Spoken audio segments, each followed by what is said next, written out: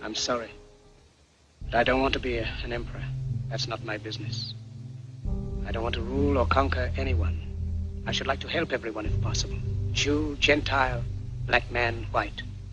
We all want to help one another. Human beings are like that.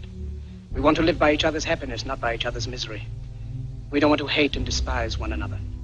In this world, there's room for everyone, and the good earth is rich and can provide for everyone.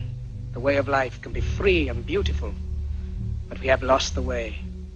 Greed has poisoned men's souls, has barricaded the world with hate, has goose-stepped us into misery and bloodshed. We have developed speed, but we have shut ourselves in. Machinery that gives abundance has left us in want. Our knowledge has made us cynical, our cleverness hard and unkind. We think too much and feel too little. More than machinery, we need humanity. More than cleverness, we need kindness and gentleness. Without these qualities, life will be violent, and all will be lost. The aeroplane and the radio have brought us closer together. The very nature of these inventions cries out for the goodness in men, cries out for universal brotherhood, for the unity of us all.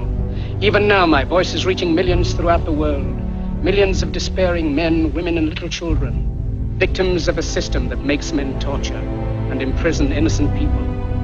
To those who can hear me, I say, do not despair.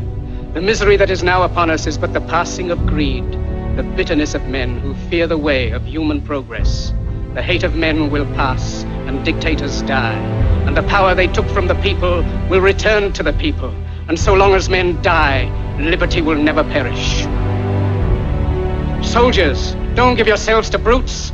Men who despise you, enslave you, who regiment your lives, tell you what to do, what to think, and what to feel, who drill you, diet you, treat you like cattle, use you as cannon fodder. Don't give yourselves to these unnatural men with machine minds and machine hearts. You are not machines, you are not cattle, you are men. You have the love of humanity in your hearts. You don't hate, only the unloved hate, the unloved and the unnatural. Soldiers, don't fight for slavery, fight for liberty. In the 17th chapter of St. Luke it is written, the kingdom of God is within man, not one man nor a group of men, but in all men, in you. You, the people, have the power to create machines, the power to create happiness. You, the people, have the power to make this life free and beautiful, to make this life a wonderful adventure. Then in the name of democracy, let us use that power. Let us all unite. Let us fight for a new world, a decent world, that will give men a chance to work, that will give youth a future and old age a security. By the promise of these things, brutes have risen to power, but they lie. They do not fulfill that promise. They never will. Dictators free themselves, but they enslave the people. Now let us fight to fulfill that promise. Let us fight to free the world, to do away with national barriers, to do away with greed, with hate and intolerance. Let us fight for a world of reason, a world where science and progress will lead to all men's happiness. Soldiers,